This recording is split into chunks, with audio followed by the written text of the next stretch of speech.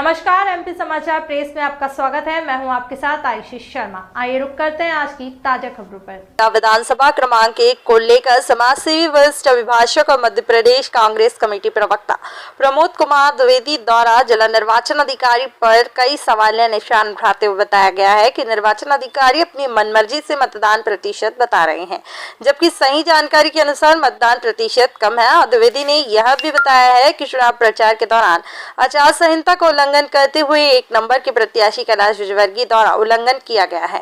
नामांकन फॉर्म भी कई जानकारी छुपाई गई है। इतना ही नहीं, मीडिया के माध्यम से द्विवेदी ने जिला कलेक्टर टी इलैयाराजा पर भी सवाल कर दिए हैं। किसी लापरवाही को लेकर आज एक प्रेस वार्ता रखी, क्या विषय है? वास्तव में जिला निर्वाचन अधिकारियों ने इंदौर में कई प्रकार की विसंगतियों को जन्म दिया है। एक तरीके से देखा जाए तो भाजपा का समर्थन किया है। वो इस प्रकार से है कि उन सवालिया निशान भी खड़े कर रहे हैं।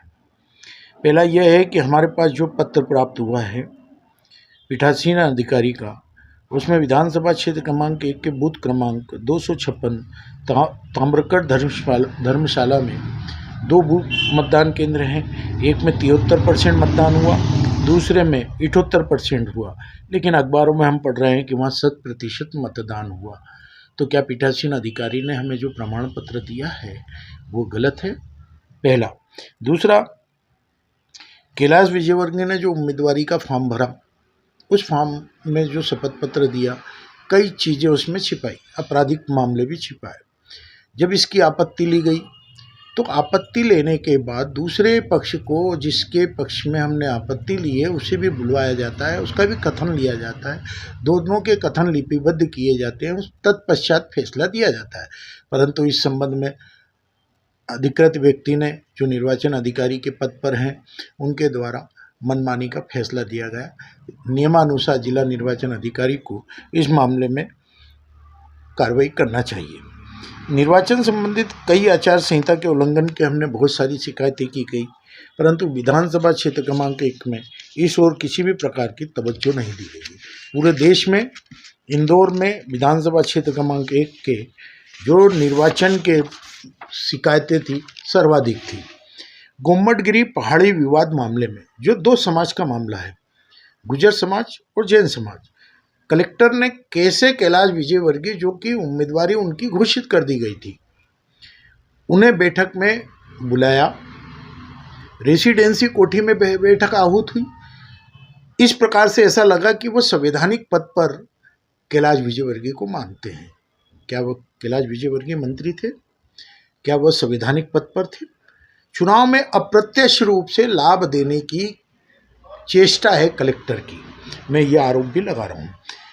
कलेक्टर इलैयाराजा कंट्रोल रूम प्रभारी भी हैं।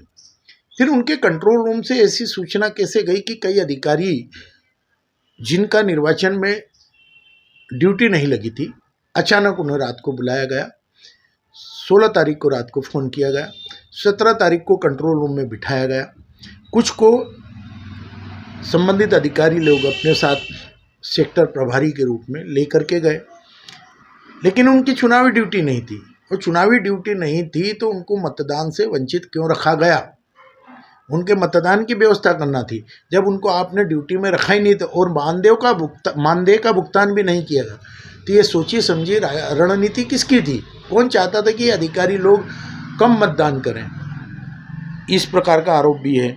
ये भी मेरा स्पष्ट आरोप है कि मतदान करने से रोकना आपराधिक कृत्य है।